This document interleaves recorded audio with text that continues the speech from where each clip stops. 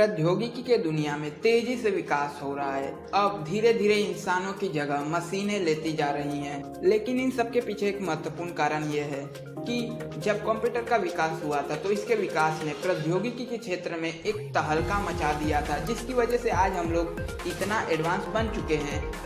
आज भले ही आपको लगता हो कि कंप्यूटर्स की ज़रूरत क्या है, कोई आवश्यकता है हमारी ज़िंदगी में, बट फ्रेंड्स विश्वास कीजिए, हर क्षेत्र में जो भी आपके नज़र में क्षेत्र आते हैं उन सब में कहीं ना कहीं कंप्यूटर्स का इस्तेमाल होता है, चाहे वो आपके घर के रोज़मर्रा की ज़िंदगी हो। और आजकल तो शिक्षा के क्षेत्र में कंप्यूटर्स का बहुत बड़ा रोल हो चुका है। जैसा कि ये कोविड-19 महामारी के बाद हमारे शिक्षा पूरी तरीके से ऑनलाइन हो चुकी है। तो ये सब क्या है, ये किस पे होता है? मोबाइल पे होता है। तो मोबाइल भी बेसिकली एक कंप्यूटर ही है। कंप्यूटर की डेफिनेशन ही ये होती है कि कोई ऐसा डिवाइस जो कैलकुलेशंस कर सके, आपसे डेटा ले और आपको एक आउटपुट दे सके, उसे ही हम कंप्यूटर कहते हैं सिंपल लैंग्वेज में। आज दुनिया का कोई भी ऐसा क्षेत्र बाकी नहीं रहा है जहाँ पे कंप्यूटर की मौजूदगी ना हो। मेडिकल से लेके कृषि और हथियार जैसे क्षेत्रों में हर जगह कंप्यूटर ने अपनी योगदान दिया है। लेकिन आज एक अजीब सी होड़ मच गई है, एक अजीब सा कंपटीशन चालू हो गया है देशों के बीच में एक अलग तरीके के कंप्यूटर को लेके, यानी कि क्वांटम कंप्यूटर को लेके बहुत सारे देश कंपटीशन में उतर आए हैं। सब देश पानी की तरह इस टेक्नोलॉजी पे पैसा बहा रहे हैं और इसी कंपटीशन में भारत भी एक नाम बन चुका है।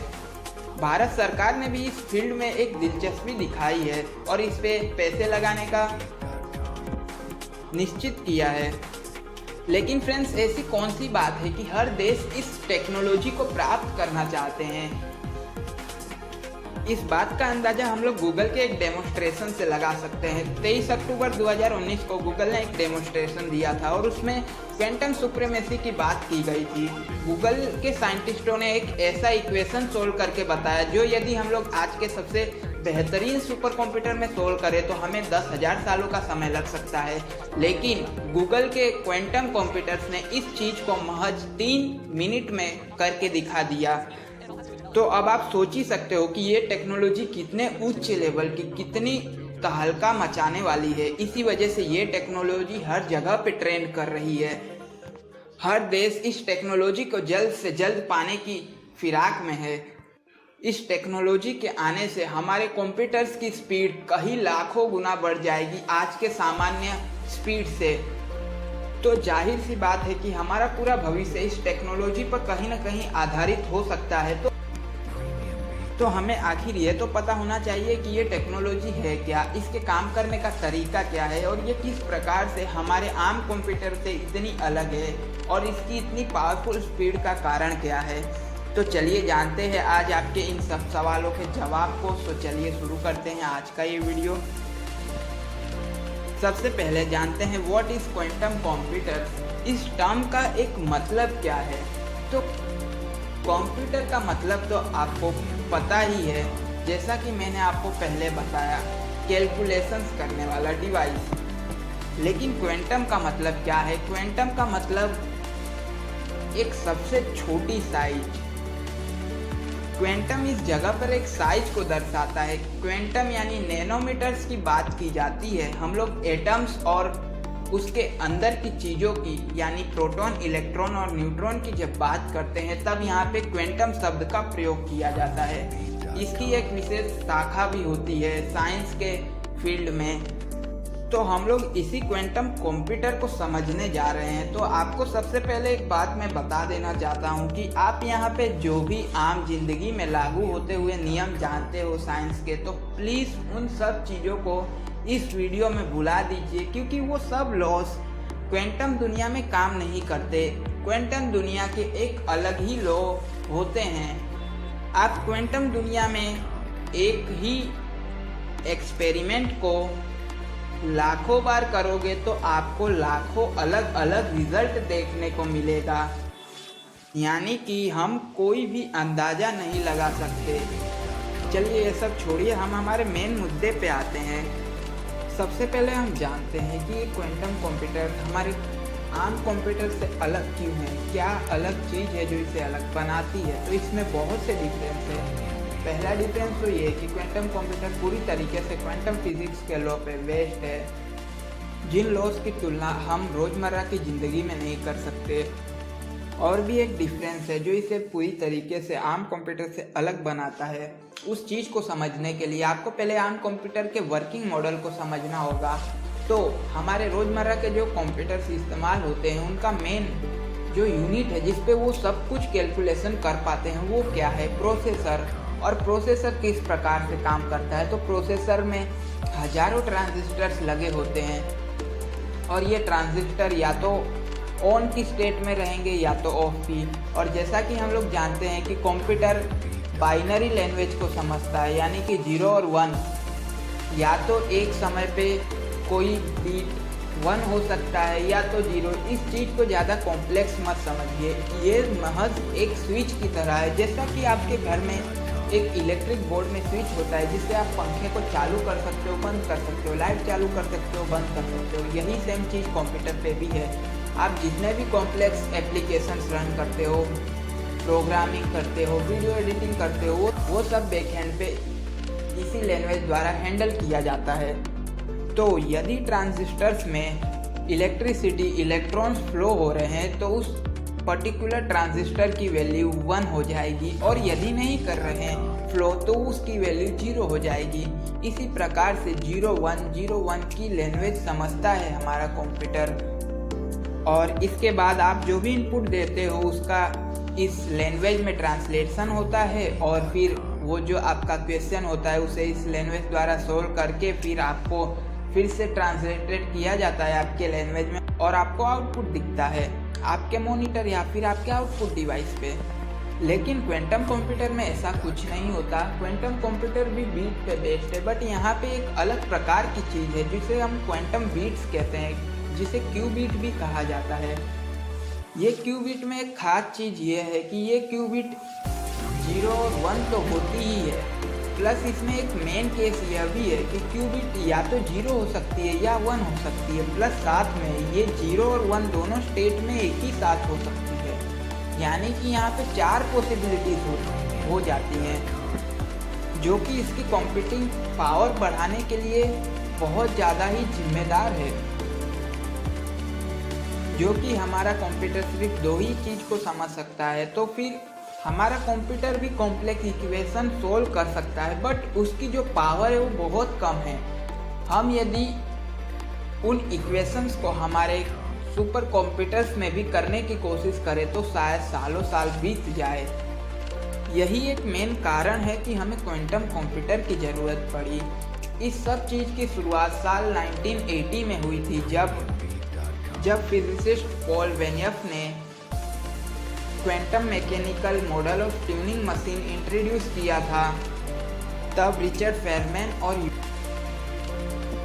यूरी मनीन ने ये बात सजेस्ट की थी कि क्वांटम कंप्यूटर जैसी चीज़ यदि हम बना सके तो वो क्लासिकल कंप्यूटर से कहीं गुना ज़्यादा तेज होगी, और जो क्लासिकल कंप्यूटर्स प्रॉब्लम नहीं सोल्व कर सकते वो क्वांटम कंप्यूटर सोल्व कर पाएंगे।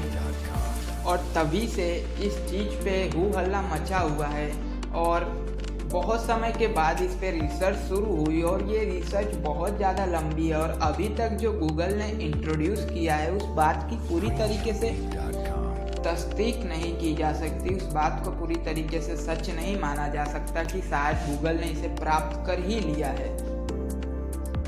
ये बात मैं क्यों कह रहा हूँ वो मैं आपको आगे बताऊँगा। तो चलिए अब जान लेते हैं इसका वर्किंग मॉडल क्या है। तो हमारे आम कंप्यूटर CPU पे वर्क करते हैं, ट्रांजिस्टर्स पे वर्क करते हैं, जैसा कि अभी हमने पहले जाना।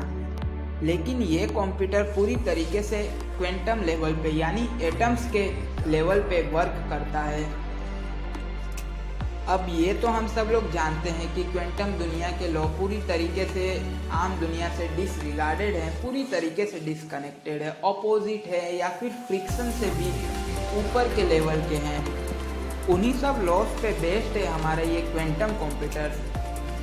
खासकर ये 2 प्रॉपर्टीज, 2 जो बिहेवियर्स हैं उन पे बेस्ड है। एक है क्वांटम इंटेंगलमेंट और एक है सुपरपोजिशन।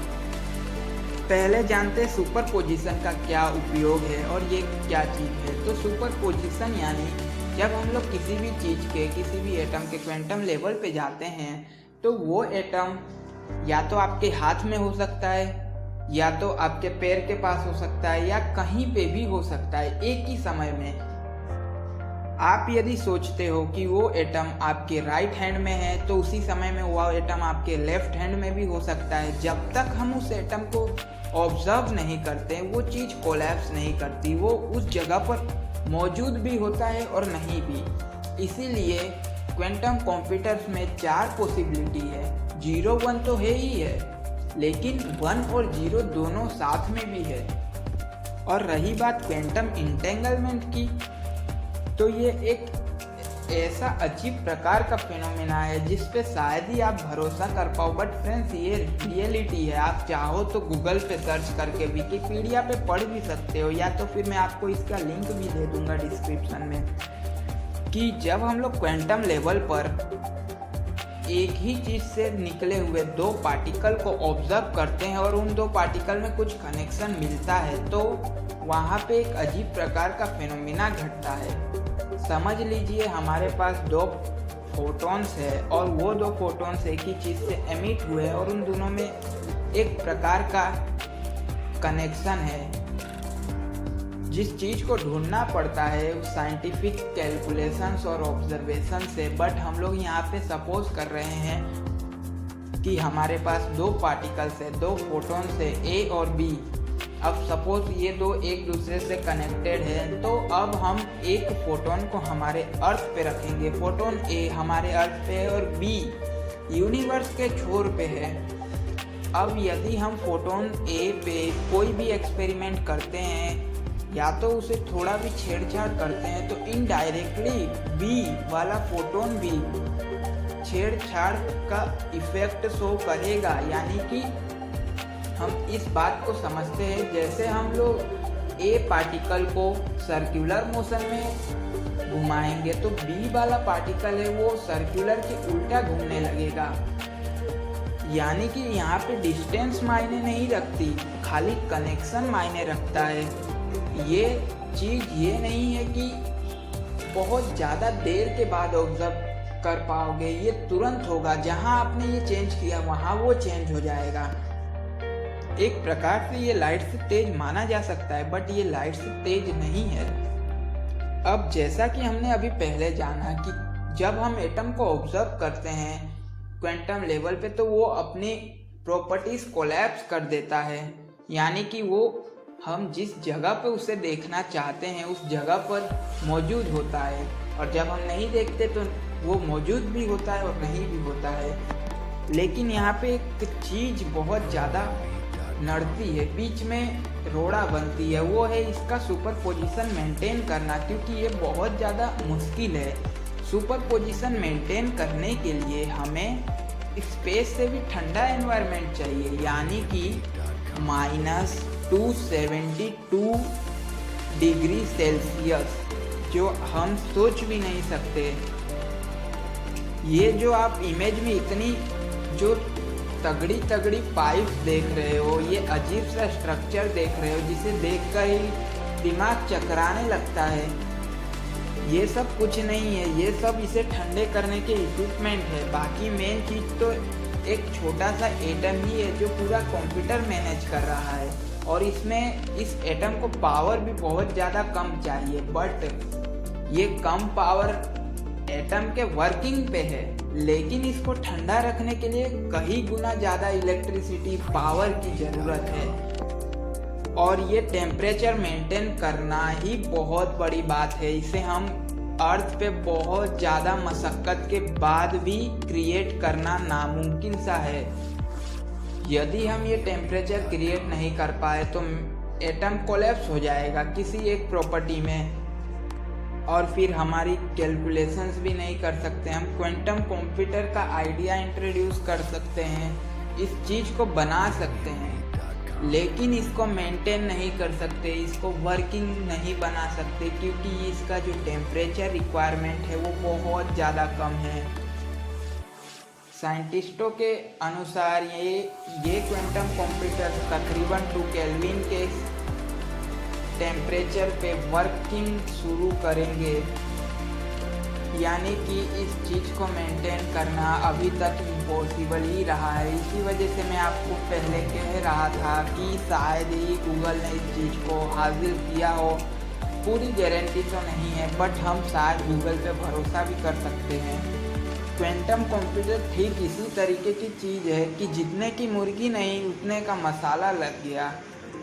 तो ये जो इंटरनेट पे होड़ लगी है, इसके जो चर्चे हो रहे हैं, तो इसकी क्या संभावना है कि ये हमारे आम जिंदगी में यूज़ किया जा सके। तो फ्रेंड्स, ये चीज़ तो आप भूल ही जाइए। भले ही अगले 2-3 सालों में शायद क्वांटम कंप्यूटर इंट्रोड्यूस किया जा सकता है पूरी तरीके से वर्किंग मॉडल, लेकिन ये आपके हाथ में आएगा। इसकी पॉसिबिलिटीज़ अभी 10-12 सालों तक ना के बराबर ही है, क्योंकि इस चीज़ को मेंटेन करना ही बहुत बड़ी बात है। तो ये आपके हाथ में तो आने वाला नहीं है। ये भले ही साइंटिस्टों के हाथ में रहे, बड़े बड़े इक्वेशन सोल्व करने के काम में ही आएगा। ये आप सोचो कि आप यहाँ पे गेम लगा लिए और बैठ के हाई लेवल ग्राफिक्स के साथ गेम खेल रहे हो, तो ये शायद नामुमकिन है, क्योंकि इस चीज़ को इस काम के लिए बनाया ही नहीं गया है। और अब आप समझ लीजिए, यदि आपके पास ये आ भी गया, आपने करोड़ों रुपए खर्च करके इसी प्रकार से खरीद लिया, तो भी आप इसे मेंटेन नहीं कर पाओगे। यदि आपने थोड़ी भी छेड़खानी की, आपसे ये मशीन का एक पार्ट भी हिल गया, तो एटम कोलैप्स कर जाएगा। और ये इकोनॉमिकल तो बिल्कुल ही नहीं होने वाला।